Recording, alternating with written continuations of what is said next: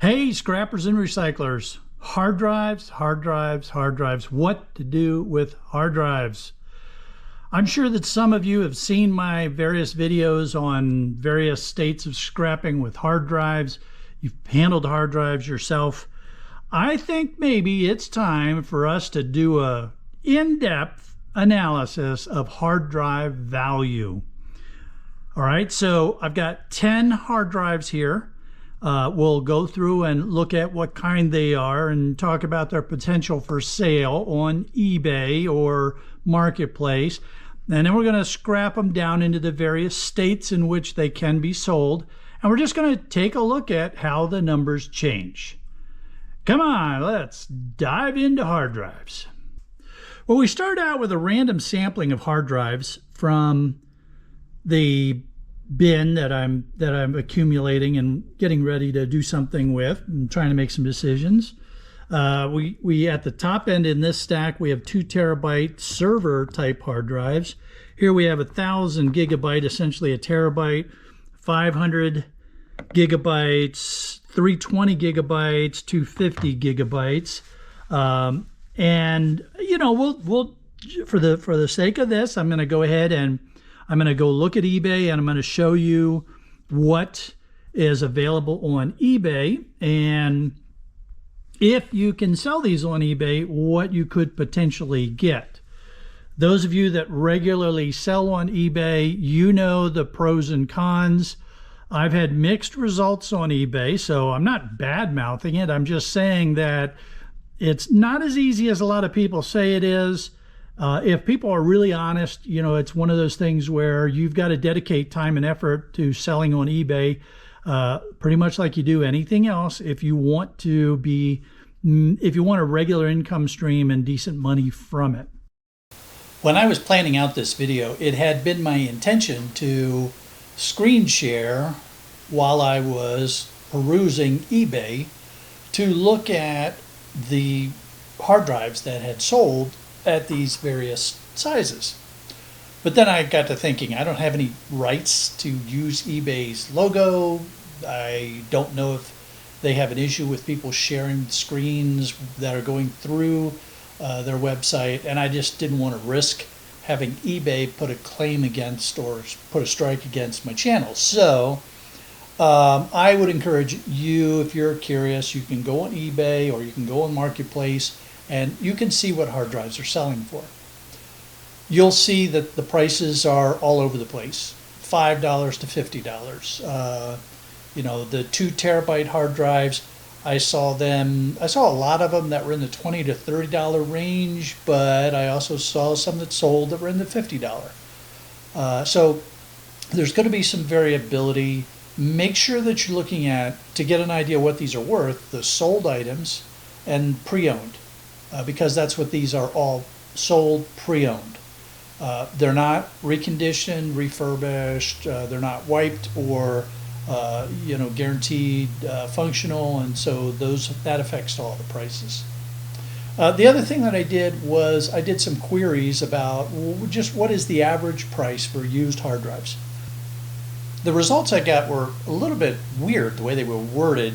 They said that hard drive prices average start at $4.98 per terabyte. So let's say $5 per terabyte. So I guess that's the way that the search engines are trying to get around the fact that the average prices don't reflect the highs and the lows, and they can be rather variable. So let's just say if we got the low end, because it said starting at $5 per terabyte, and if we added up all the terabytes that are represented in these 10 hard drives, we're at roughly 8 terabytes, so there's $40. Now, if you're an experienced eBay seller and you know how to take good pictures, how to do the descriptions properly, and how to market them properly on eBay or Marketplace, any of those sites, you'll probably make more. The reality is always that scrap value is the least value you're going to get. And if you can sell something as functional, you'll get more money for it. But here's the thing, you need to be honest when you're marketing these. Always be accurate in the description used. If you've not tested them, say they're not tested, because the last thing you want to do is sell a hard drive as a functional hard drive. It gets to your buyer and it doesn't work, and now there's all kinds of problems. Now we're going to see what we would get for scrap value from these. So the first thing we have to do is weigh them up. All right, these 10 hard drives are 10.36 pounds. Now, these are all SATA hard drive boards, SATA connections here. And you'll see on board sort that that's called low grade or SATA hard drive board. It's less value than the older IDE pinned hard drive boards. I kept them all as SATAs because that's what is showing up mostly now. Not exclusively, mostly. There's still some of the older IDEs that show up. And so this is pretty common for what folks are going to get. They're going to be Torx, and they're probably going to be T8s, but there's some T6s in the mix usually. So I've got a T8 in my drill. And I like the drill when I'm doing hard drives because I can lower the torque on it and reduce the risk of stripping out these little tiny screws. And I've got a T6 in my Kaiweets ES20, which by the way is available. There's a link for it in the description below, and I am an affiliate, so I do get a little commission from this if you're interested in this little electric screwdriver. So I've got my tools ready to go. Let's get the timer ready to go.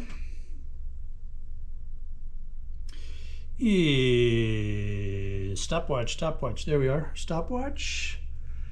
And let's make it happen.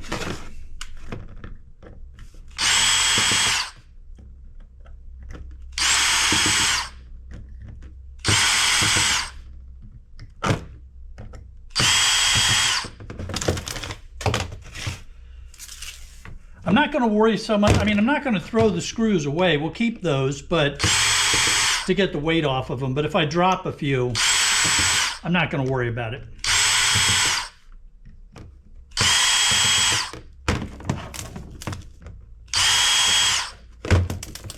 And this is not an artificial kind of situation, because normally if I'm going to be doing something, scrapping hard drives or a particular component, I'm either going to do it right away as I'm taking the computer apart, or I'll batch them and do them in batch loads. And with the loads that I've been getting from various clients, sometimes the hard drives come already removed. So sometimes it's just I'm already got them in separate bins anyway.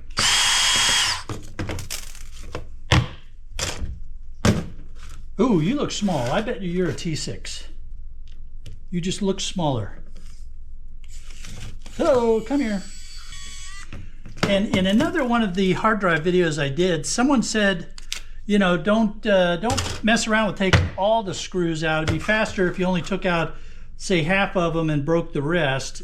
But the issue becomes, if we're going to sell the case as aluminum, then we need to get the ferrous material out. All right, so that was 3 minutes, 30 seconds.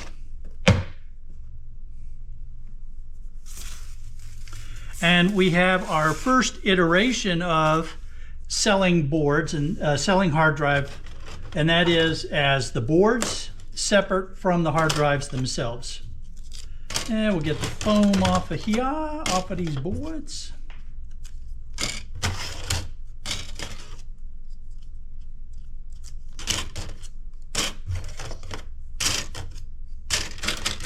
All right, let's go get some more weights. Here are the weights after that 3.5 minutes of work. The hard drives with no boards, 9.91 pounds. The hard drive boards, SATA boards, 0.43 pounds, and the screws, 0.02 pounds. Well, this is where things start to get a little tricky, because now we're going to start taking these apart, and there are sort of two levels of the scrap here.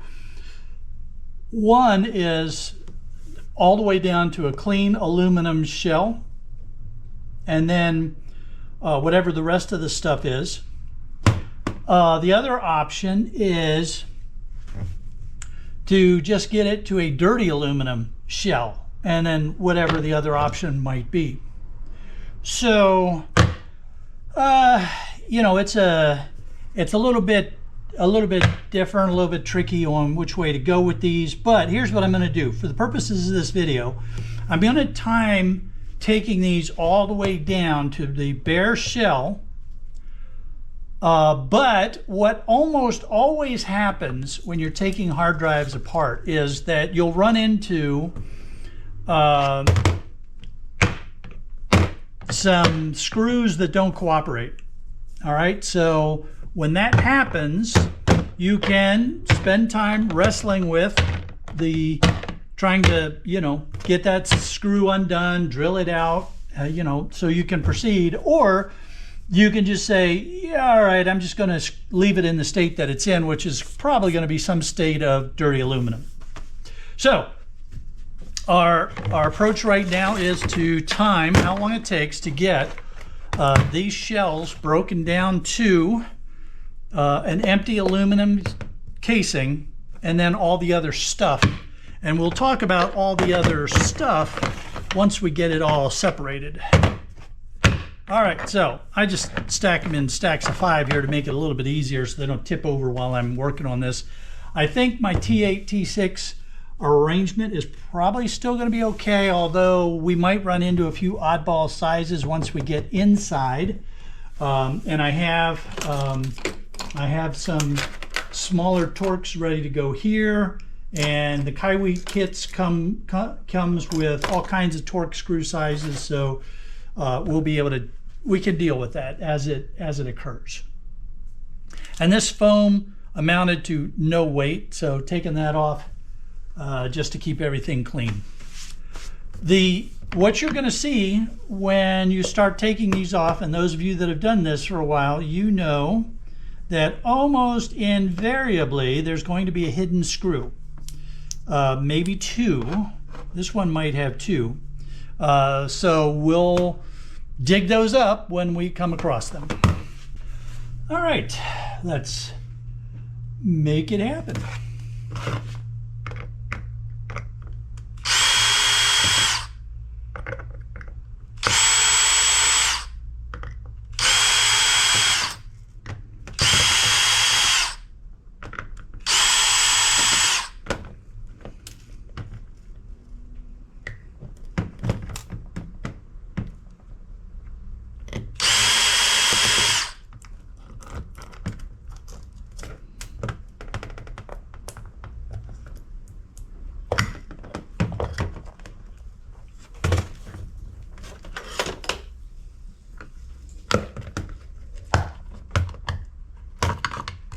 Oops, how did I miss you?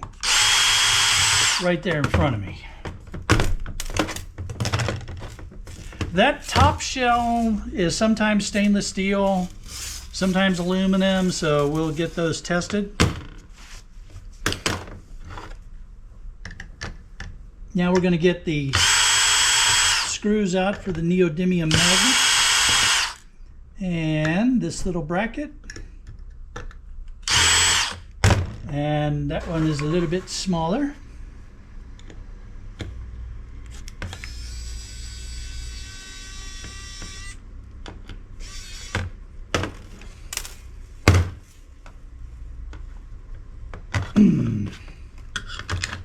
And there's one of the oh, you're not even a magnet. You're just one of the brackets. The magnet is just down there. And we have another screw.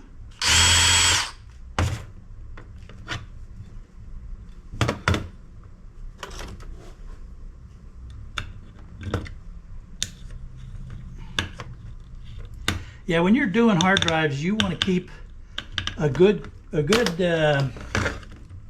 mix of Torx screws available, because these things can be can be challenging. I'm looking to see if that was screwed in on the other side, or if it's screwed in on this side, or maybe it's not screwed in at all.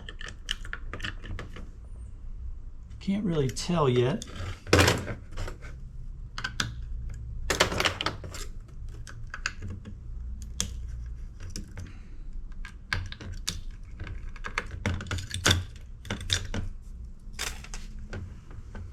All right, now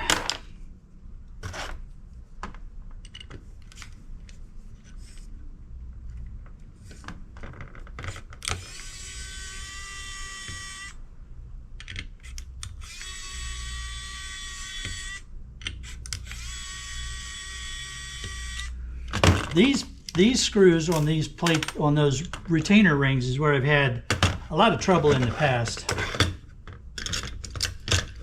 Let's see, who wants to come out with a shake?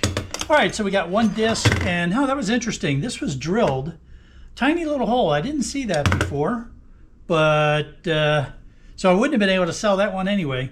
But anyway, we'll set the disc aside, and we can get that out. It's interesting that those were drilled. They didn't tell me that they had drilled those. So sometimes there's the magnet on both sides. This one just had a magnet on one side. Now you've got this motor inside here, and that usually the way I get that out of there is to take it over to the vice bench and just give it a whack. So we'll do that as another time. We'll do that and show you how long that takes. This little piece here has gold on it, so it's always, if you're going to go through all this trouble, you might as well get that off of there as well. And take that for your gold recovery if you're into that. Just a question of getting a blade underneath of it, because it's usually glued down, so you got to get a blade under it, and then you can peel it up. Sometimes they come up real easy, sometimes they fight you.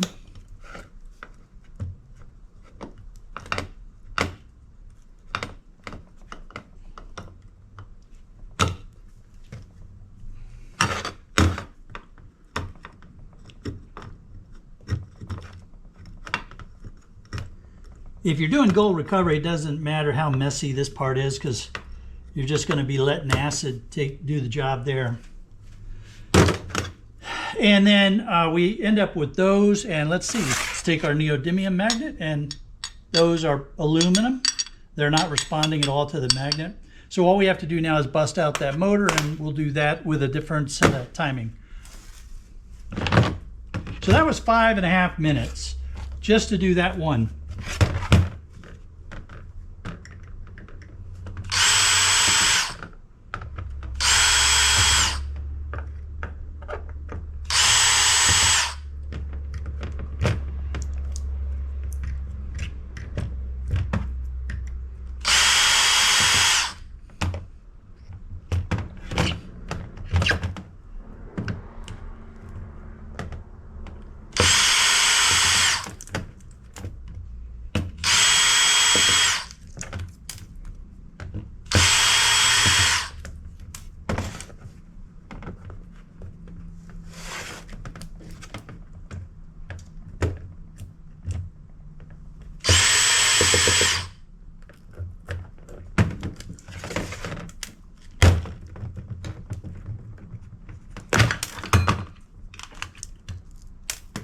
Yeah, it's interesting that I guess all these were drilled, and they just either didn't remember to tell me or they forgot. Huh, interesting. And the hole was so small that I didn't notice it. So now I got to go back through and see if all of them are from that load were drilled. Gotta watch out for those kind of things, because sometimes that'll bite you.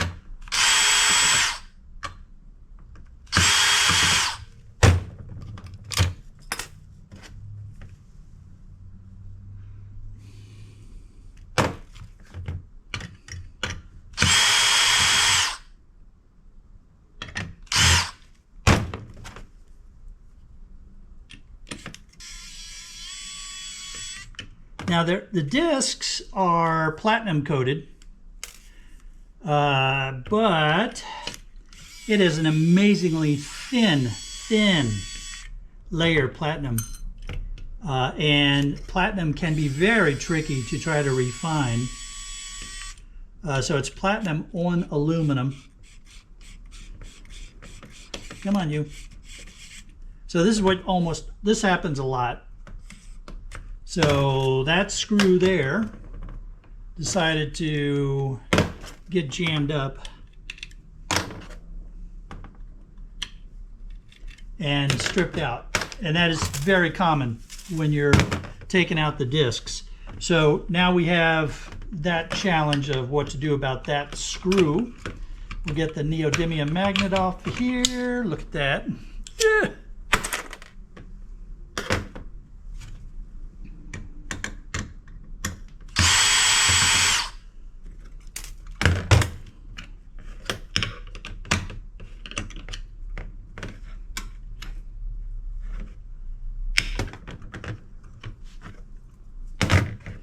And that presents a problem because if the discs won't come out, that may not come out. So this is where these things can become very time consuming when you get something like that that doesn't want to cooperate.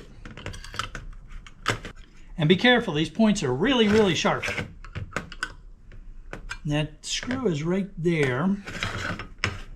So I'd like to try to get some leverage on this side to see if I could pop it off. All right, well, I'm going to set you aside and move on. Classic example of what happens when you're scrapping hard drives.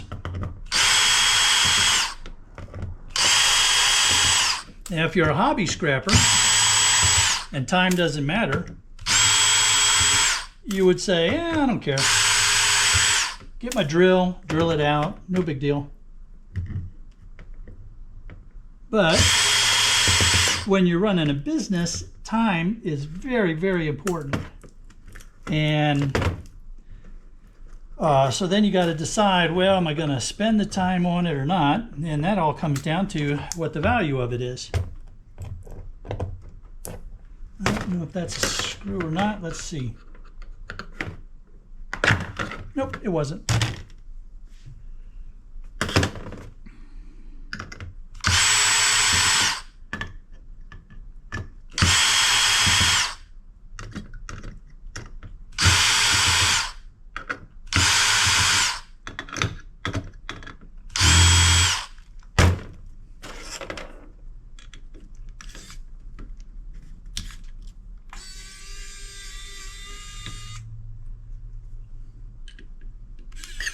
Oh, that's what happens when you don't hang on to the disc. All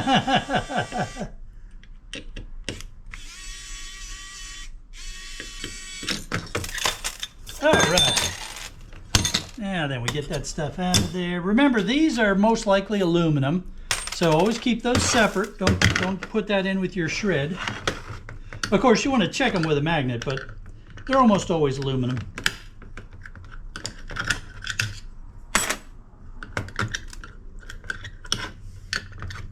And this part is usually copper, sometimes aluminum, even though it looks like brass, so that may be something that you'll want to go after.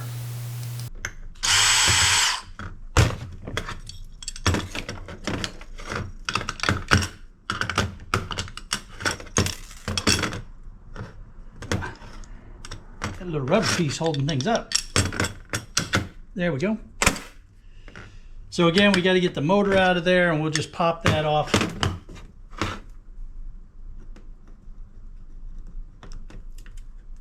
And you can see this one came off a whole lot easier than that first one that we did.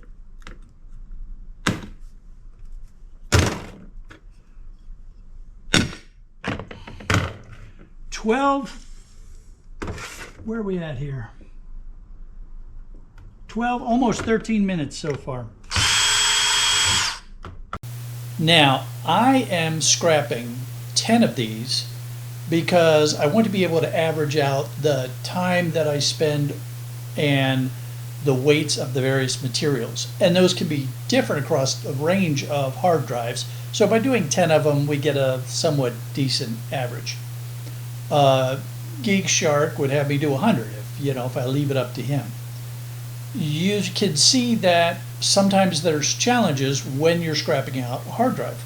The little Torx can strip, they can get jammed, it can slow you down. Sometimes you just knock right through them.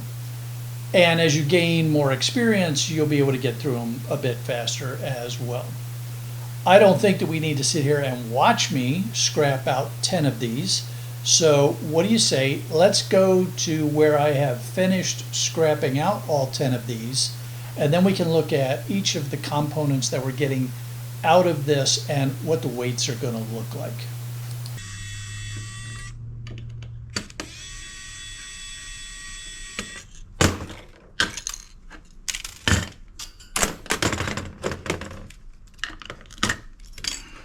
All right, so right now we're at 12:30. Oh, wait a minute. No, wrong number. We're at 29:18. Let's stop that. And let's talk about what we're dealing with here. These shells right now are still going to go as dirty aluminum because of this motor. So we have to go bust that out. And we'll go do that and we'll see how much time that takes. We have the neodymium magnets. Now, I don't consistently sell these. I have sold a few every now and then on Marketplace. There's people that buy them for art projects. Some people buy them because they're good magnets. They're useful for various projects. But it's inconsistent sales. And I haven't found a scrap market yet, but I'm going to look a couple places for this video and see if I can dig up a scrap value on the neodymium magnets. I didn't find a scrap buyer, but I did see on eBay that some have sold for $5 a pair, some sold in lots and batches. Now I did see, and this was pretty cool, I saw some that sold. It's 15 pounds. They sold for $49.95, so that's roughly $3.33 a pound. So I think I'm going to use that value for this video, $3.33 a pound. You have a few options with the platters. Now, Board Sort will buy them at 25 cents a pound. Your local yard might buy them as aluminum, even though they have the platinum on them. It's worth asking your yard if they'll buy them. And then, of course, there are people that buy them for art projects, so you might try selling them locally or on eBay. So what do we have at this point now? 30 minutes and 48 seconds into this, because I added the minute and a half that it took to get these things cleaned up. So we have the potential gold connector ends here, or at least potential gold recovery one way or the other. We have the platters, we have the lids, and we're going to check these because these may be stainless steel. So this is easy enough to do. We've got all these neodymium magnets. That's obviously not stainless steel. I'll go through and check which ones are stainless steel. You can get stainless steel, aluminum, or the ferrous. So you want to check those. Reader heads. You can get this part off. The brass is copper, so we'll go ahead and take a look at that. I'll pop that off and get the weights for that. Otherwise, dirty aluminum. Now, there's people who have said, oh, there's gold in the reader heads. It's such a tiny, tiny little bit of gold. And getting it would be really challenging, I would think. So I'm just going to sell those as dirty aluminum. We have shred steel. This is aluminum here. That's just trash. And then we have the shells, which right now are dirty aluminum, and the neodymium magnets. All right, so I'm going to get all this stuff weighed up the way it is right now, and then we'll take and do the time to bust out the motors so we have the clean aluminum. That'll be the next stage. We had these two shells here that just did not want to cooperate, and what I'm going to do right now is I'm going to weigh these up as dirty aluminum. My local yard has told me that They'll take some of these, as long as I take the lid off, they'll take a few of these as dirty aluminum in with a whole bunch of these. So that's why I'm going to go on that for right now. But we will take a little bit of time and see if we can't get that last screw out of each one of these and, you know, see what kind of difference that makes for us. But those can be very problematic when that happens. All right, let's get some weights going here. We start out with the dirty aluminum shells. So that's just the shells with the motor still in them. The platters and the lids. Next, we have the neodymium magnets, the reader heads, and the copper that we took from the back of the reader heads. And then we wrap up with the two shells that we couldn't get everything cleaned up out of. We have the aluminum, which were the retaining rings for the platters, and some of the wire that came off the reader heads was aluminum, and then of course more screws.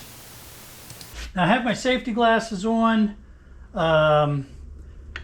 just in case something decides to go flipping around. I like to do my rock camera, because if I'm good and I, you know, whack it just right, I can knock that motor right out of there nice and clean. We can pry that out in a minute. So let's go ahead and get our timer started.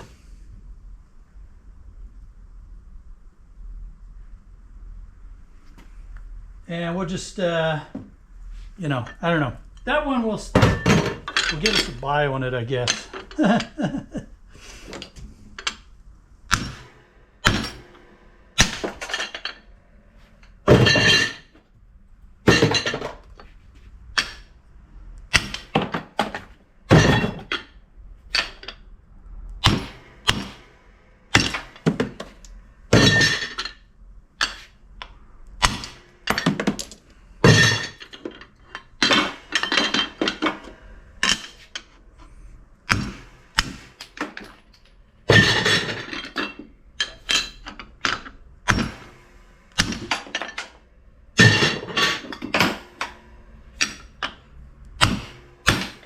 There we go. 53 seconds. We'll call it a minute in order to account for the time that I'm going to spend wandering around picking up these things.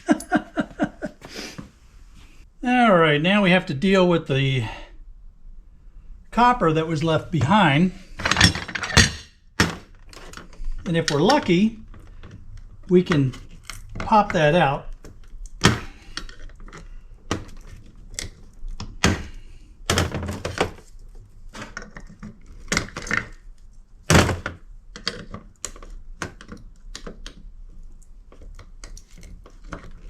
There we go. Kind of like that.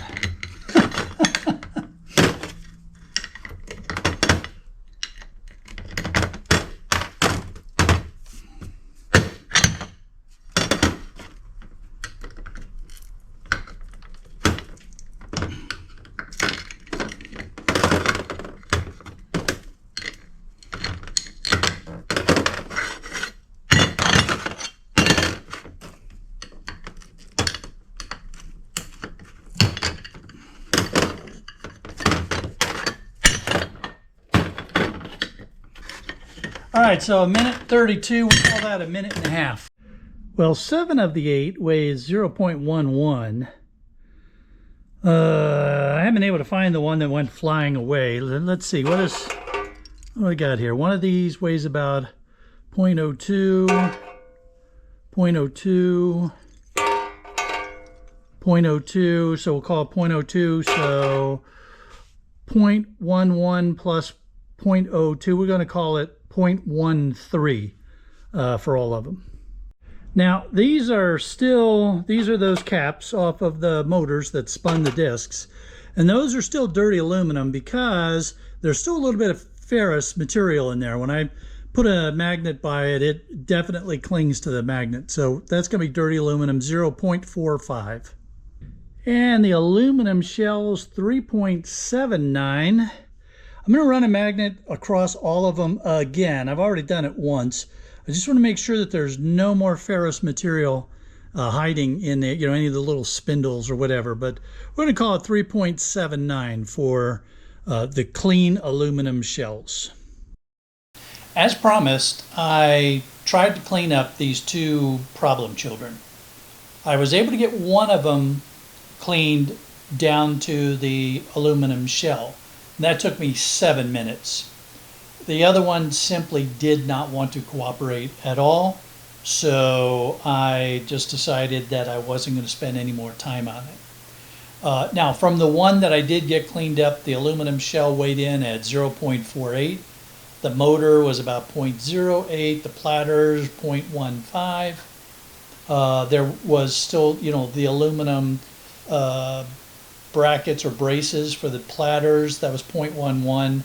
Another reader head at 0.05, and copper off of that reader head for 0.01. And we'll add those all into a final calculation. Well, now comes the fun part, doing the math. As we discovered with these hard drives, they had been drilled. So we're going to look at both the hard drives as if they had not been drilled or punched bent, and as punched and bent. It's a very good excursion. I'm glad that they actually did this because it motivated me to look at both sets of numbers. So our first set of numbers is if we do absolutely nothing to these boards.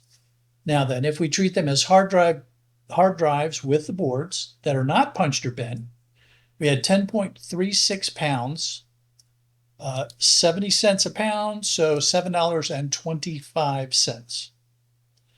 If we treat them as punched or bent, then we only get 45 cents a pound, so we get $4.66. So these are important numbers because these are our baseline numbers that we're comparing everything else to. Now, our first iteration here was to remove the boards. So in that iteration, we have the hard drive with no board on it, 9.91 pounds. We get 25 cents a pound for that, so we get $2.48. The hard drive SATA boards, we had 0.43 pounds. They're worth $9.50 a pound, so that gives us $4.09. And then the shred, well, this was the screws from removing the boards, 0.02 pounds. I only get 6 cents a pound, so there's no value there. So that means we get $6.56 by removing the boards. It took us 3.5 minutes to do that, or 0.06 hours. So our difference, if not punched or bent. So what I mean by that is I'm comparing this number to this number. And that means we lose money, 69 cents. And it gives us a negative labor rate, $11.80 an hour.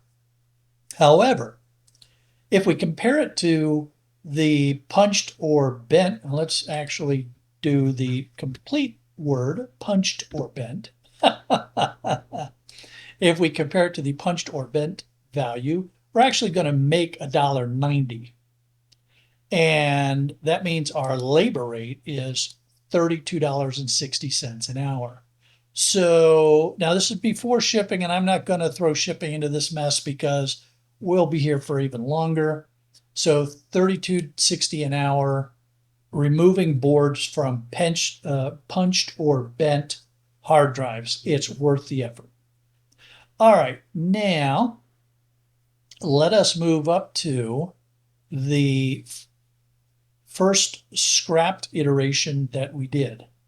And in this scrap, we took it down to dirty aluminum shells. So they still had the little motors inside there. And that gives us, for the dirty aluminum shells, 6.36 pounds. I can get 20 cents a pound, so that's $1.27. The other source of dirty aluminum are the reader heads, 0.18 pounds, so 4 cents. Clean aluminum, your yard would probably call it cast. 0.07 pounds. That's the brackets that are holding the platters in place. I can get 60 cents a pound for that, so I get 4 cents. The platters, now this is where things are going to get interesting. So we had 0.48 pounds for platters. Board sort will pay us 25 cents a pound for the platters. Stick with me here because we're going to come back to the platters here in just a minute. That means we would make 12 cents. We have some more shred here. It's the lids and the screws. So 1.87 pounds, 11 cents. The magnets, 0.87 pounds. I am giving that generous number from that I found on eBay. So $3.33 a pound. So we're going to make $2.90. And then we had a little bit of copper number 2 for 3 cents. So in this iteration, we only make $4.51. That means we're losing money compared to just selling them as is. However, the platters could potentially make a difference here because I went on eBay and I found on the sold, these are actually sold, lots that were sold by weight. So it was really, really good for me to be able to get those numbers. And the best I saw was $6.94 a pound. There were some that were much less, but that's the best price that I saw on eBay, $6.94 a pound. So that means we would make $7.72. So compared to the hard drives with the boards left on, we would have made 47 cents. And that would give us a labor rate of less than $1 an hour. So yeah, it's not very good. Yeah, it's really not that good. Then we have, if we compare it to what we made for the hard drives, if they were punched or bent price, well, we make a little more. We're making $3.06. But that's only a labor rate of, well, almost $6 an hour. So again, it's not great. But it's still a little bit better if they're punched or bent. All right. So yeah, you're making a little bit more money, but your labor rate is terrible. All right. You might arguably be able to make more, but this rate here, this $6.94 a pound was the best price that I could find on eBay as sold lots of platters. So maybe you could do better with the platters, selling them locally to your artists or whatever. This is a number that I can say, yes, I found it, and I can reference it. Now we're going to look at the value after we have cleaned the shells to probably cast aluminum is what your yard would call it. And we still have the 2 dirty aluminum shells in the mix. So we have the cast aluminum shells at 3.79 pounds. I can get 60 cents a pound, so $2.27. The 2 dirty aluminum shells at 1.99. I can get 20 cents a pound, so that's 40 cents. We have the dirty aluminum reader heads and the motor caps, so 0.63 pounds, that's 13 cents. The aluminum, those are the retaining brackets holding the platters in place, and a few other little things, 0.07, so that's going to get us 4 cents. The platters come in at 0.48 pounds, and board store will pay at 27 cents a pound for 12 cents. But as we discussed in the previous section, we might be able to get $6.94 a pound, and that's going to make a big difference. Our shred now is the lids, the screws, the coils. My yard won't buy the coils as copper bearing motors. If yours does, you might make a little more money on that. but that's 2 pounds at 6 cents a pound, so 12 cents.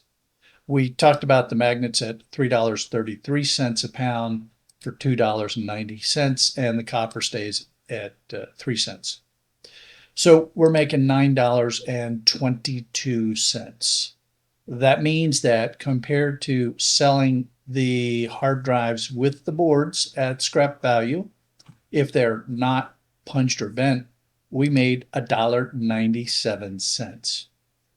It took us 32 minutes, 50 seconds, roughly 0.54 hours. So our labor rate is $3.64. That's not great, really. I mean, if you're a hobby scrapper, you don't care about time. You made almost $2, but really, is it worth that to make $2?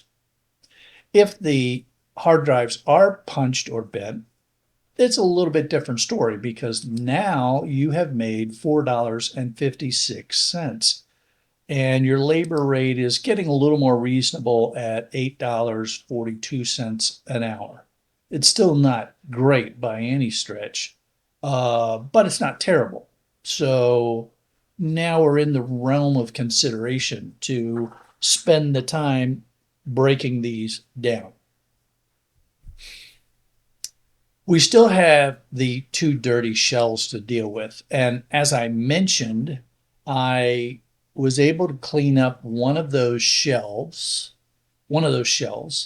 and that added another 7 minutes, but it also got us a little more valuable weight. So let's take a look at that.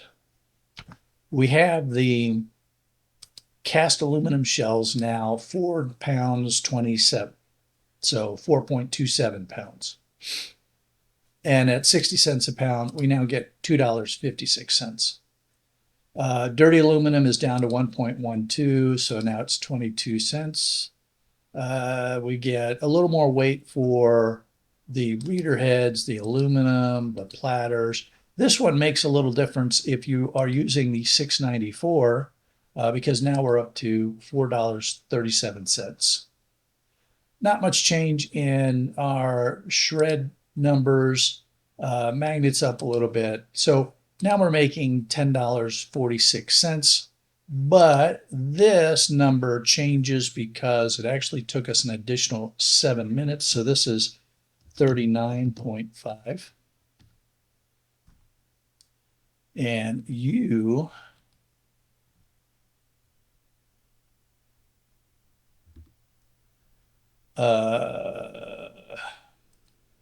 I know what I did. I did this 30.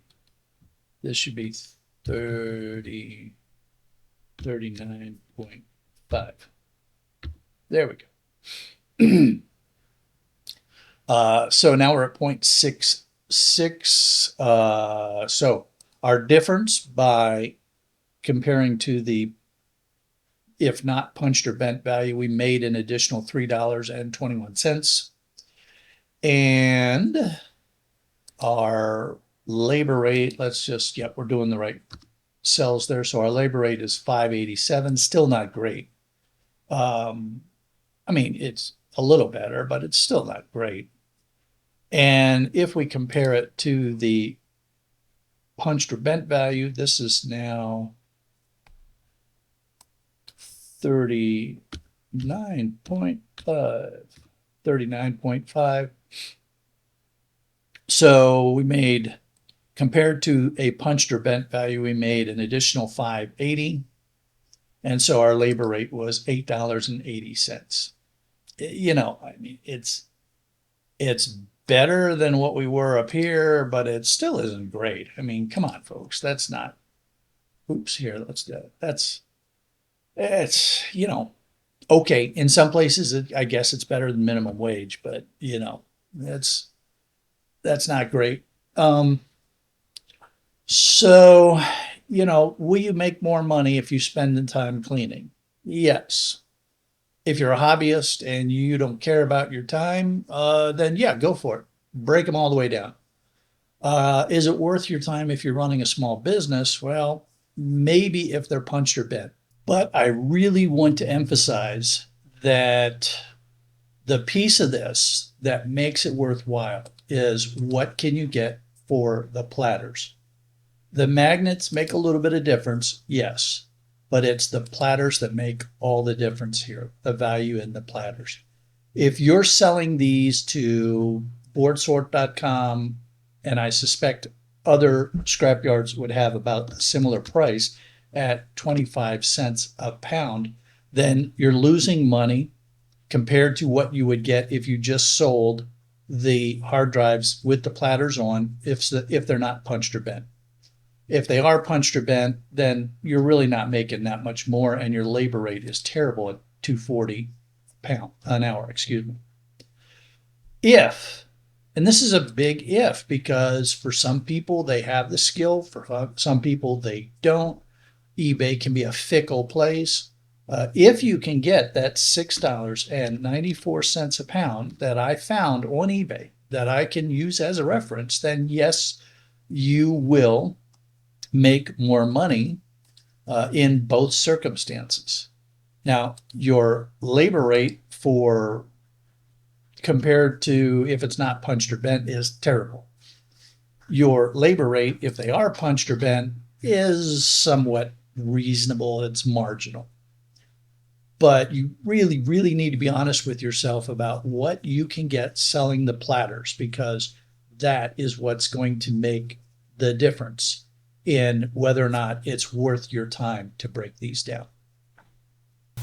The order then for making your most money on hard drives is if you can sell them as functional units, if you can test them, if you're confident enough to sell them as functional units, that's where you're going to get your most money, hands down, no doubt about it. Especially if they're, 2 terabyte or larger kind of hard drives, those are going to have some good value currently on the market. If you're not able to test them, if you're unsure about selling on eBay, or you're just nervous about doing that, your next option is, if they are SATA, sell them just as is. Leave the boards on and sell them for scrap with the boards on. If they're punched or bent, take the boards off and sell the boards and the hard drives with no boards. Beyond that, what you really need to ask yourself is, what can you get for the platters and the magnets? The numbers don't lie. You saw what the variability can be based on the prices for those items. It is a bit of work, and it can be a tad bit fiddly, as my friend E-Waste Ben would say. Those little tiny torque screws love to hang up and become a problem. But if you have a good market for platters and you can sell it at the $6.94 that we saw on eBay, or better, $6.94 a pound or better, then go for it, because you have the opportunity to make some more money there. If you're running a small business, I don't know that it's really worth the time. You've got a lot of other things that are probably more valuable to work on, and do you really want to spend the time taking these apart? There's 2 approaches to making money in the scrap business. One is, well, just take whatever shows up. The other one is to do a little math and try to maximize your return. If you're one of these people that is a little bit nervous about your math, or it makes your head hurt, you don't have to worry, because Geek Shark is here to help. All you need to do is go down in that description below, click on the link to join the Shiver, and you'll get these spreadsheets, the spreadsheets we've used in other videos. Geek Shark can even help you build a spreadsheet to meet your immediate demands. You don't have to be afraid of the math. Geek Shark is here to help. So while you're making your decisions on that, why don't you check out the videos that are popping up on either side of the screen, and the big round thing in the middle, that's to help you to subscribe so you don't miss a single episode. All right, everybody, we'll see you on the next one. Be safe.